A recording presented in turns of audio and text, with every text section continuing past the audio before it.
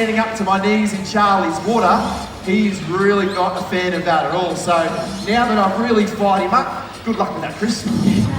Yeah, thanks, Toby. All right, now Charlie's one of our most unpredictable and dangerous crocodiles we have here at the zoo. So just gonna keep quiet in this unit. Come on. Gonna walk out. Gonna look up the food, mate. Oh! Ladies and gentlemen, Charlie, give it up for him. So when he really means business, he can strike from the tip of his nose to the base of his tail so hard and fast that if you're within that zone at the edge of the water, you will never avoid the attack. Now, crocs attack for two reasons. One is for food that you just saw, and the other is for territory. So who wants to see Toby do something dumb again? Yeah, all right. Let's get back in the water, eh? Thanks, Chris. You're a good mate. Come on, Charlie. So you see that again by me touching his water. Even though I was further away from him than what Chris was, he just wants to come straight over. So for a crocodile of Charlie's size in the wild, he would be starting to see large animals as food. We're only a small to medium-sized mammal, so that's why it's important you follow the rules that we're going to talk about today. Because he would take out pigs, kangaroos, probably even small cattle. And how he'll do it, like Chris showed us, is he's waiting for something to come down to the water's edge to get a drink. He would stay submerged under the water and he'd strike out like that. Because the animal would have its head down, looking in the water, trying to get a drink, wondering where the crocs are. He would strike out. Oh! Massive! Change my undies. So he would grab a hold of the animal between his jaws, as you just heard, secure it, and then straight away pull it back into the water. Now, when Charlie goes into the water as well, he'll drown it really, really quickly. If Charlie has to, he can hold his breath for up to 7 hours. No worries at all. So he's got time on his side. He'll just hold the animal on the bottom of the pond, and that's how he gets his food. Between his jaws as well, like we just heard, and an amazing amount of jaw pressure. Well over 3,000 pounds per square inch. Those machines which crush cars run at about 2,500 pounds. He's got more than that. So you don't want to get your hand stuck inside Charlie's mouth. Now he's got something else he can do as well to grab his food. Now wait till you see this. Charlie is our best tail walking croc in the entire zoo.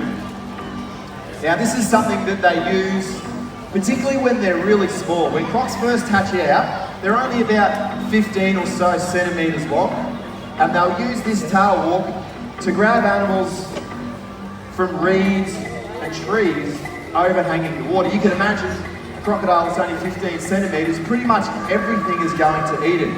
Fish, birds, probably even other crocodiles. So they spend their life when they're little hiding. So they'll sit in those reeds, eat whatever animals they can find. And then as they get bigger, even up to Charlie's size and larger, they'll still tail walk. They'll use it to grab reptiles, any animal that's overhanging the water. Big one they love to use it on is flying foxes. Flying foxes roost sometimes in their thousands overhanging the water. And they'll use this to just pick them off one by one. As I said, it's not a circus trick.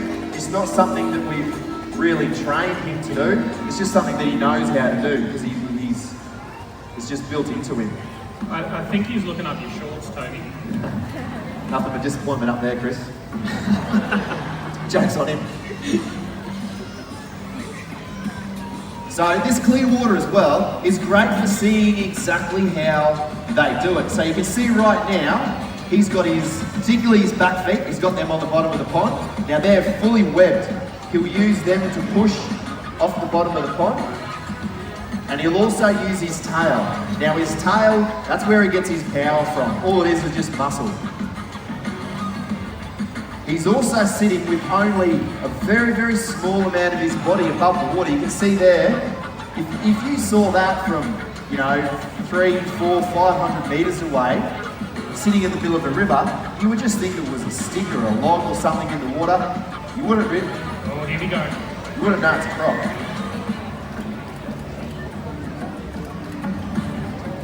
Oh! It's on fire today. So this is something that you've really got to remember in Northern Australia. It's a really important lesson. If you want to go fishing, don't ever sit on trees overhanging the water. Dangle your legs in. Oh. So yeah, it's a really, really important lesson to look out for a tail-walking crocodile. Now, crocodile territory is not here on the Sunshine Coast. Starts up in North Queensland, continues across the top of Australia, all the way down to Broome in Western Australia. That's exactly right. They do like the warmer waters. Now we're going to put to bed one of the biggest myths about crocs, hopefully, and that's that they can run fast on the hard solid ground. Been wanting this bit of chicken for a while. Yeah, that's what I thought. Still got it. Being nice and gentle today. Oh. Give it up for Charlie one more time. Isn't he awesome? So you saw there, I could easily walk backwards quicker than he could come forwards. And if you take a look at me, that's not because I'm anything special. He's simply not designed for running around on the hard solid ground. Look at as he moves. 4 short stumpy legs, big round belly. We do have that in common. But he's got that long rudder-like tail, which kind of like having a tyre tied behind your back. He's simply not designed for running. People always say, oh man, I've seen him run as fast as a horse. So he doesn't look like he can run as fast as a horse. So if you follow those 3 simple rules, stay 4 to 5 metres back from the water's edge, don't overhang the water, a little bit of common sense goes a long way, don't go into the water, and you'll never have a problem at all. Now we've got a bit of a treat for everyone here today, and for Charlie. We have a nice big bit of feral pig holding a pig leg. Oh, I'm glad everyone got that. All right, so Charlie, we're gonna have a bit of a scenario for you. Charlie sees a feral pig hanging around at the edge of the water. He's never seen one with a cap before, but he's not gonna bother about that. Comes down, he waits for that pig to hit the water, and then he strikes, he grabs that pig, he tries to pull it down into the river. In the water, he is the king. Oh, bit of a head shake there. Extremely powerful. You will never ever be able to overpower a crocodile in the water. Whenever you, oh, bit of a head shake then as well. Whenever you hear about someone that fought off a crocodile, it's generally a crocodile that's less than 10 feet. Ah, death roll! That's what we're after, ladies and gentlemen. Give it up for Charlie with his first death roll. That's what he uses. He strikes out. Oh, that was the feral pig's shoulders after that one. Strikes out, grabs that animal on the head, pulls it down into the water. Another death roll. Come on, feral pig.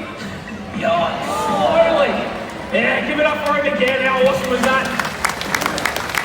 Alright, so we're going to pull him in. So, strikes out, grabs it, pulls it down into the water, uses the death roll to disorientate it. Ladies and gentlemen, Charlie, he gets his lunch. Very well earned indeed. Isn't he an absolute weapon? He is absolutely awesome. So, here at Australia Zoo, we don't expect you to go away from the zoo today loving crocodiles as much as we do. We work with them every single day, so we're a little bit fanatical. All that we can ask is you have a little bit more appreciation for the important role that they play in our environment. Now, Steve, the big fella on the screen, he loved crocs with everything he had, and that was no secret to anyone. He passed all that passion and enthusiasm onto everyone.